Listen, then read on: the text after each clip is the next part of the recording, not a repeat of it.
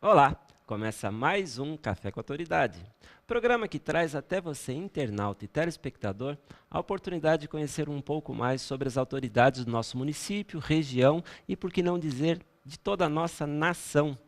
Hoje temos a grata satisfação de receber em nossos estúdios o cartunista Ricardo Ferraz. Ricardo, obrigado por aceitar o nosso convite e trazer um pouquinho para nós a explicação do que é um cartoon. Opa, eu que agradeço pelo convite, Amaral, e saúdo a todos os telespectadores da TV Osasco. Mais um prazer voltar a essa casa, Casa Uhum, Cidadã. Pois é, o cartoon, tem cartoon, charge, caricatura, é um desenho, tá? Só que perfeito. a origem do cartoon é uma origem inglesa, que significa esboço, né? Esboço. Já a charge já é de origem francesa, que quer dizer carga, né? Uhum, Mas no Brasil, simplesmente é charge de cartoon ou um desenho simples, né? uhum. Só que o cartoon é um desenho atemporal. Dizemos, podemos criar um personagem, pode levar para o futuro, para o passado, enfim, é atemporal. Uhum. Já a charge, não. A charge você faz em cima de um tema do cotidiano, um tema político, o que mais acontece hoje, né? Um tema esportivo, enfim. Então, a charge é em cima de um tema real, né? Ao contrário do cartoon, né, que é atemporal. Mas ambos têm um objetivo que é um desenho crítico, né? Uhum. A intenção é provocar, né, a reflexão da sociedade, que através do humor a gente fala sério, né? E um tema que eu posso falar de cadeira ou de muletas, tá? Ah, Olha, eu sou uma autoridade no cartoon, né? Mas um tema que eu posso falar de muletas é porque, modéstia à parte, fui o primeiro cartunista brasileiro a abordar de forma crítica e humorada a realidade das pessoas com com deficiência. deficiência. É bastante interessante porque isso quebra alguns tabus. Porque normalmente a pessoa, quando vê uma pessoa com portadora de deficiência, ela fica meio intocada. Eu não posso tocar neste assunto para não ofendê-la, para não chateá-la. E você, como tal, como um expert da mente, do cartoon e também portador de uma deficiência, se sentiu à vontade para abordar o tema. Olha, na realidade, me permita eu fazer uma correção, tá? Por A favor. terminologia hoje não é o portador, né? Porque a gente não Não porta uma porta. deficiência. Aham. A terminologia hoje, apesar que ainda não é a ideal, mas é pessoas com deficiência. Pessoas com deficiência, Uhum. né? Pois é. Então, essa é a terminologia, pessoas Entendi. com deficiência. Pois é. E, na realidade, tudo começou em 1981, na minha cidade de Cachoeira de Itapemirim, Cachoeira Itapemirim. Espírito Conterrâneo de Santo, Roberto a Carlos. terra de Roberto Carlos, e quem não sabe, Roberto Carlos tem uma Tem deficiência uma física, deficiência. tá? Pois é, então eu fui convidado em 1981, no Ano Internacional das Pessoas com Deficiência, instituído pela ONU, a articular um movimento, né, para que as pessoas com deficiência, que naquela época eram chamadas, né, de aleijados, Uhum. inválidos e outros adjetivos Pejorativos. pejorativos, né? Então eu não conhecia muito bem essa realidade porque éramos extremamente segregados da sociedade, invisíveis, né? Uhum. Então a cultura era nós tínhamos os direitos a não ter direitos, né? E a ONU tinha como tema participação, plena igualdade, direito. Isso era uma utopia, tá? Naquela Perfeito. época, né? E uma cidade que tem uma topografia muito acidentada, eu não conhecia outras pessoas com deficiência. Então eu tive uma difícil e nobre missão, descobrir aonde essas pessoas com deficiência, além de mim, né, moravam, como viviam. Mas ao subir todos os morros da cidade, né, eu encontrei um quadro extremo, né, da segregação. Eu encontrei, não quero generalizar, mas eu encontrei jovens com deficiência amarrados em suas camas pelos seus próprios pais, e os pais alegavam, tá? Ele fica amarrado porque ele é muito nervoso, só assim eu consigo trabalhar em paz. Hoje, como hoje, muitos pais amarram seus filhos por causa do crack, né? Sim. Então, essa é outra realidade, né? Eu falei, meu Deus, e agora? Como que eu vou sensibilizar a sociedade, né? Falar que nossa luta é por igualdade de mercado de trabalho, tudo isso, direito era uma palavra utópica, né? O que eu falei, e agora? Não havia uma cultura, não havia um meio de comunicação. Eu falei assim, aí lembrei, o único meio que eu tenho para denunciar esse quadro... Só para nos posicionar no tempo, falamos de que época? Você era jovem nesta época? 1981, eu estava com... Hoje eu estou com 64 anos, parabéns, há 35 anos atrás. Ok, então é praticamente no seu começo de carreira como cartunista, aí foi as primeiras investidas que você fez? Olha, na realidade, eu trabalhava em um jornal tipográfico, bem atrasado, tipograficamente falando, né? Num jornal da prefeitura, era um clichê de madeira, bem tipo... como é que é? O inventor da gráfica, né? O Gutenberg, né? Perfeito. E eu fazia temas gerais, né? Mas eu comecei a abordar o tema sobre a pessoa com deficiência somente em 1981, né? Ao deparar com esse quadro dantesco, esse quadro extremo da segregação, eu falei, por que eu já faço desenho, né, no jornalzinho tipográfico, por que não abordar esse tema também através do cartoon? Eu pensei, mas se eu levar esse tema tão pesado, vai chocar, tá? As pessoas vão pensar assim, esse cara é complexado, ou coisa parecida. Então, a intenção não era chocar a sociedade, e sim sensibilizar a sociedade, ou fazer cócegas na sensibilidade da sociedade. E o humor tem um papel muito, muito importante, né? Então, eu usei o humor, né? E mostrando que a deficiência não estava na pessoa com deficiência, tá? A deficiência estava no preconceito. Perfeito. Então eu comecei a abordar, né, o preconceito, as barreiras arquitetônicas, as barreiras humanas, o preconceito, a falta de... a ignorância, a falta de conhecimento nessa área.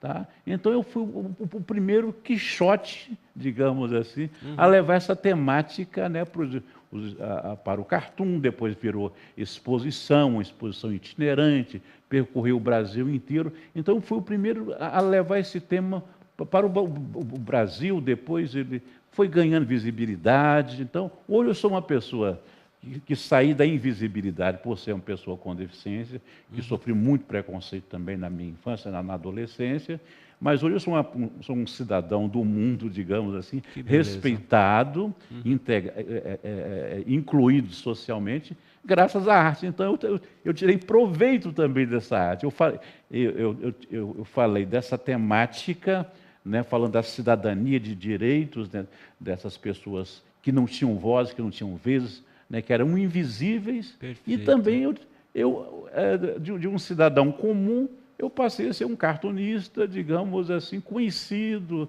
né, graças à arte. Então, eu posso falar assim, graças a Deus, a arte, né, foi responsável pela minha cidadania, né, hoje eu sou uma pessoa realizada, né, como cidadão, respeitado, graças à arte. Então, eu sempre falo, a arte remove montanhas. Com né? certeza. E você conseguiu convergir e converter o que muitos adotam como um problema, como um fator limitador, você, pelo contrário, colocou isto como uma alavanca para te dar ideias e te dar temas para desenvolver o seu trabalho, e que a princípio deve ter tido uma certa rejeição, este medo que você tinha de causar um certo repúdio, ele ocorreu ou já naturalmente ele foi aceito como uma crítica construtiva? Olha, a princípio, quando eu fiz a minha primeira exposição em Belo Horizonte, né, inclusive eu fazia exposição em espaços alternativos, né, e eu fiz a exposição num shopping center logo numa entrada, num tempo do consumo. E as pessoas chegavam e deparavam, e assustados com aquele tema. Eu falei, esse rapaz é extremamente complexado. Nossa Senhora. Assim. Aí foi um choque.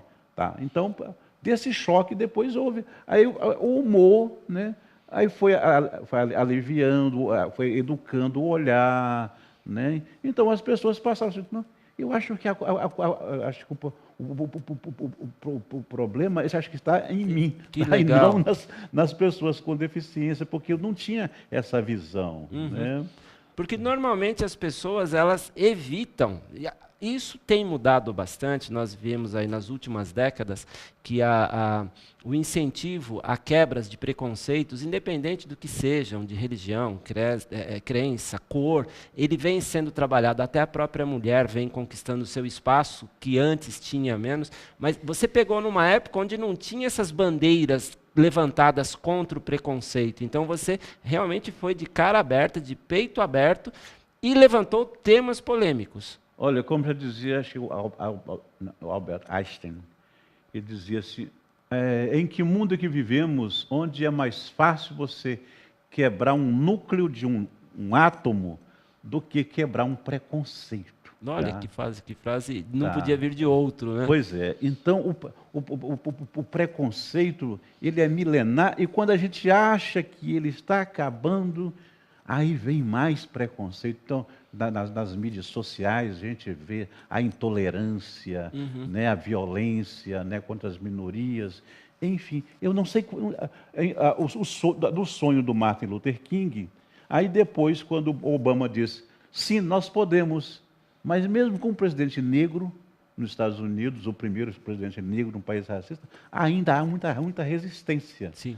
Tá? Com certeza. E a gente, mesmo que involuntariamente, a gente acaba tendo preconceito numa simples frase, ao dizer assim, hoje eu fui sacar dinheiro ao banco e fiquei conversando com uma pessoa cadeirante.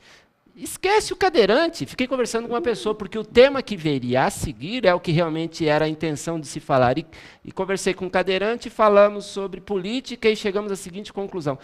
Involuntariamente, a gente colocou e enfatizou que se tratava de um cadeirante. Quer dizer, o preconceito, ele está, como você disse, ele está enraizado, é cultural, ele é milenário e vem passando de geração em geração. Eu me lembro de uma frase de um amigo que ele dizia assim, pessoas deficientes não têm nome, é apenas um ponto de referência. É um ponto de referência, é igual careca, né? Aonde que é o banheiro? É perto daquele careca. Não, é o gordo, né? É o alto, o magro, enfim. Né? Então, digamos, se você saiu do padrão pré-estabelecido da sociedade, tá? Você se torna então você passa a ser uma referência. Sim. É o cara de muleta, é o gordo, é o magro, é o alto. Sim, já tem ali o gordo. A sua característica. É o careca. Exatamente. Ricardo, vou pedir licença a você e aos nossos telespectadores, pois iremos para um rápido intervalo e voltamos já. Não saiam daí.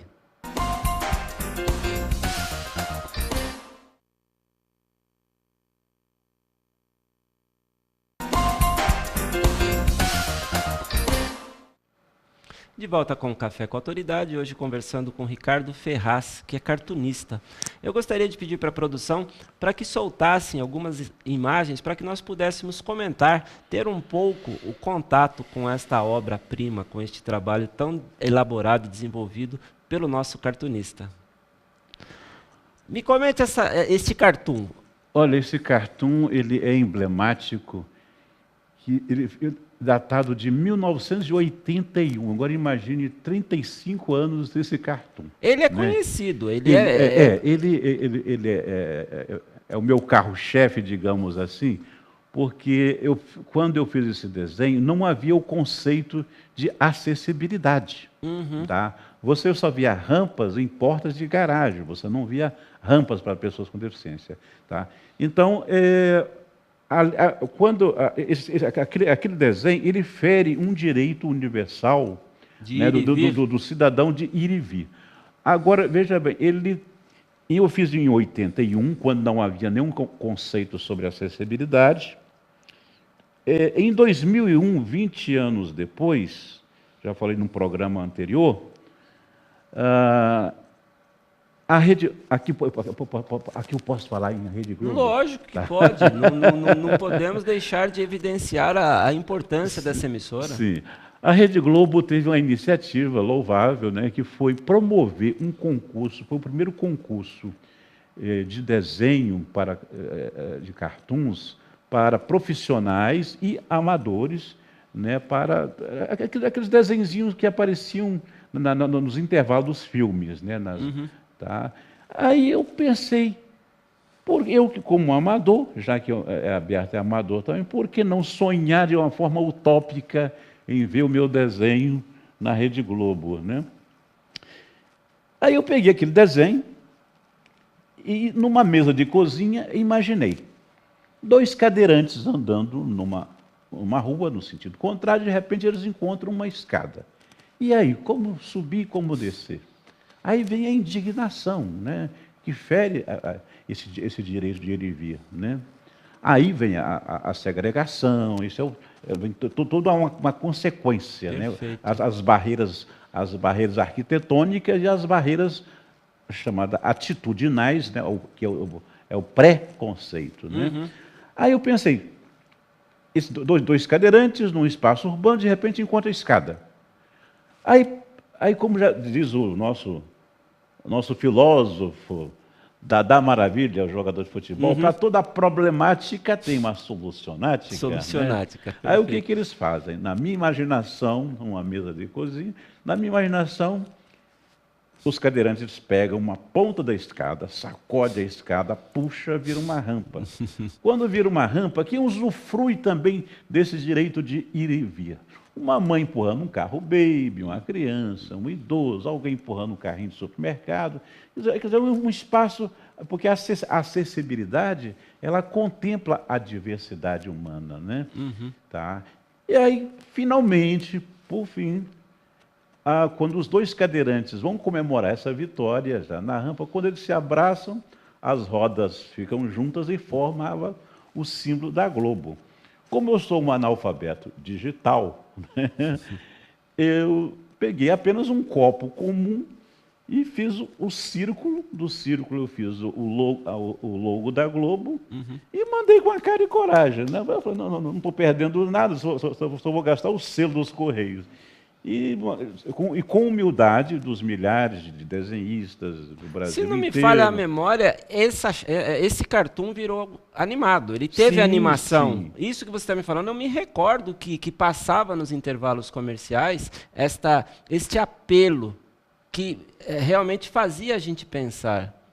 Sim, pois é. Então, esse cartoon, ele foi importante, essa charge, ou melhor, essa vinheta animada na Rede Globo foi importante porque foi a primeira vinheta temática a falar de acessibilidade, que numa época que não se ouvia falar nesse assunto. Né?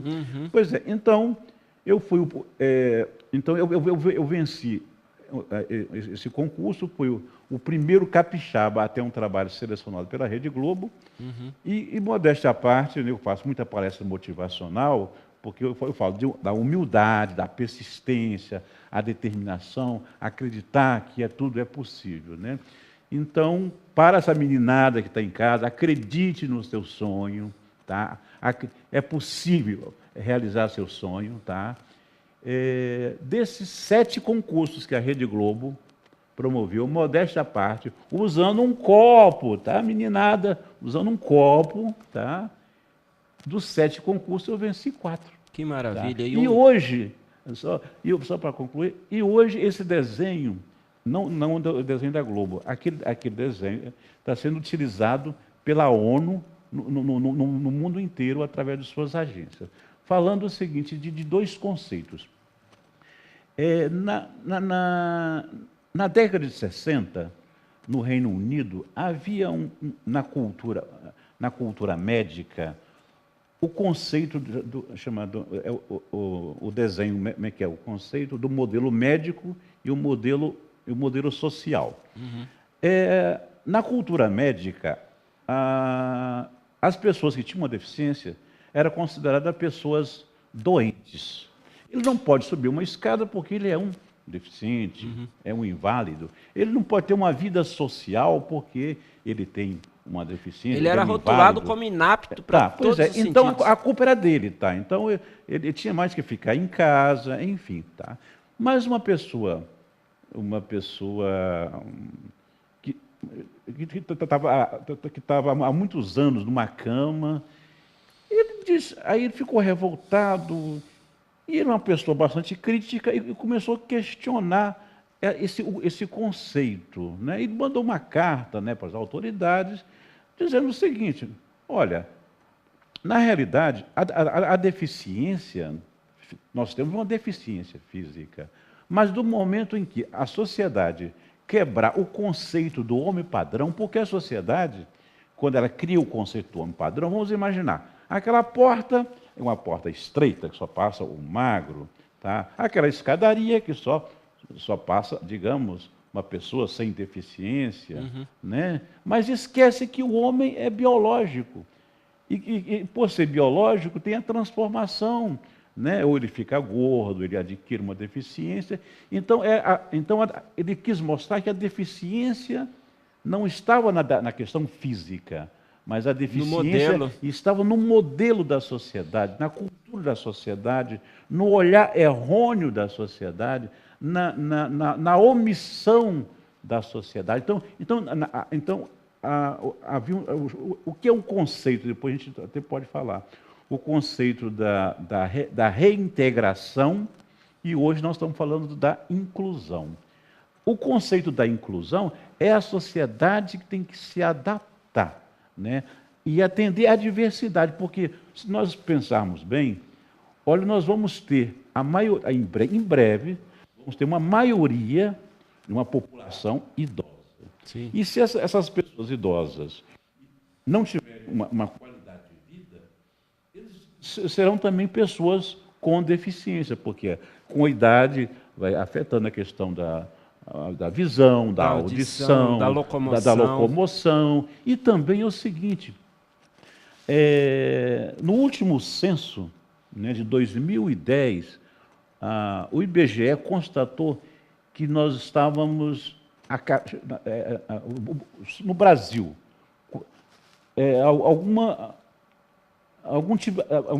46 milhões de pessoas com algum tipo de deficiência. Agora imagine 2010, né?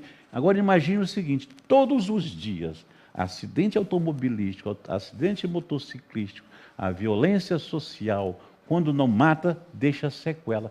Então eu acredito, tá, acho que já deve estar ultrapassado aí os seus 50, 60 milhões de pessoas com algum tipo de deficiência. Isso sem falar, digamos, da síndrome, né? Porque as pessoas acham que a deficiência é só visível. Mas vamos imaginar, digamos, a pessoa tem alguma síndrome, que você olha assim, a pessoa... Que também é um fator limitador. Digamos, normal, mas a pessoa está com a mente, está com seus problemas internos, é uma deficiência, tá?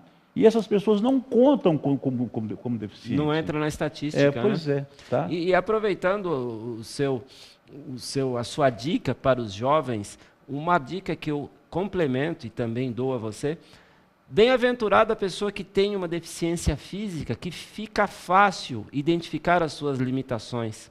Assim como ele fez, buscou, e hoje é uma pessoa de sucesso, um cartunista renomado, reconhecido mundialmente, você também, jovem, tente conhecer, reconhecer e buscar as suas deficiências, que elas, como o nosso amigo disse, nem sempre são físicas e visíveis, mas encontre as suas deficiências, encontre os seus pontos fracos e trabalhe para que ele venha lhe proporcionar sucesso, boa-aventura, felicidade, assim como nós podemos ver que o nosso amigo Ricardo Ferraz é bastante feliz nisto que faz, trouxe o proveito de uma deficiência. A sua deficiência, ela é desde de criança?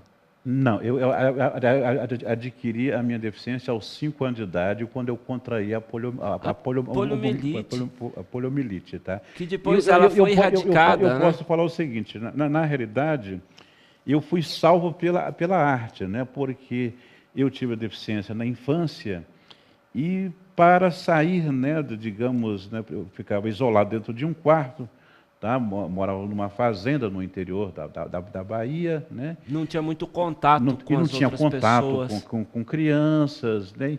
E meu pai aplicava injeções, meu braço virou uma ferida só, porque eu morava muito longe da cidade, né? Então o farmacêutico passou a incumbência para o meu pai, ó, só aplica tantas injeções dele por dia, e meu pai era uma pessoa que não tinha nenhum conhecimento nessa área, pegava aquela seringa e aplicava aleatoriamente. Do jeito que ele achava certo. Olha, eu vou te contar, ó, era um inferno. Mas até que um dia eu encontrei a minha salvação, que foi um pedaço de papel de embrulhar pão, embaixo da minha cama. Como não tinha também lápis, né, tinha um carvão de lenha. Carvão. Aí eu peguei aquele carvão e rabiscava de uma forma lúdica, né? Quando eu rabiscava aquele papel, eu nem sentia o meu corpo doer, né? Mas a minha infelicidade era quando não tinha mais espaço naquele pedaço de papel. E aí? Aí voltava a minha dor, a minha solidão. Que fantástico. Enfim. Aí eu pensei, olha, para eu adquirir esse papel, a minha mãe teria que comprar algo no único boteco daquela fazenda, né? Aí eu pensei, tem uma solução. Aí eu começava a chorar. Mãe, eu estou com fome, eu quero pão, estou com fome. Aí minha mãe, desesperada, pegava um cavalo, andava quilômetros para comprar os pães. Para comprar o papel. Mas, na realidade, quando ela chegava em casa, eu esperava ela sair do quarto, pegava os pães, jogava fora e devorava o papel. Olha tá? só, então, que graças fantástico. à arte, então, eu acho que são duas ferramentas importantes, né, que contribuem muito para a inclusão social. O esporte, a gente vê, né, as experiências, né, de superação, o esporte e a arte. Então, graças à arte, né, eu sou uma pessoa, um cidadão, um trabalhador, né, que cumpre meus deveres, pago meus impostos, enfim. E tem uma frase que eu gosto muito, ela me alimenta, apesar que é uma frase de um desconhecido, que diz o seguinte: grandes são os seres humanos que, conhecedores de seus limites, tornam infinitas as suas possibilidades. Que maravilha. Né? Então, através dos meus limites, conhecendo minhas possibilidades, graças a Deus, o meu trabalho ganhou o mundo. Tá? Que maravilha. Tá? Graças a Deus. Tá? Ricardo, quero agradecer a sua presença, esse momento de espontaneidade, de alto astral que você traz a mim e aos nossos telespectadores, dizendo que as nossas portas estão sempre abertas para divulgar o seu trabalho, para compartilhar o seu trabalho com o nosso público. Muito obrigado. Eu que agradeço. Eu acho que essa é a quarta ou quinta vez que eu venho a convite, né, desta Casa Cidadã, porque a TV Osasco tem um carinho enorme pelo meu trabalho, né? Sempre quando eu venho a São Paulo, eles me convidam, tá? Então eu me sinto em casa. Então eu agradeço a essa TV de coração, porque é uma TV que levanta a bandeira da cidadania, da inclusão. Então eu quero parabenizar toda a equipe, né, por essa bandeira, né, a cidadania em primeiro lugar. Muito obrigado. Muito obrigado. O Café com a Autoridade fica por aqui. Tenham todos uma ótima semana.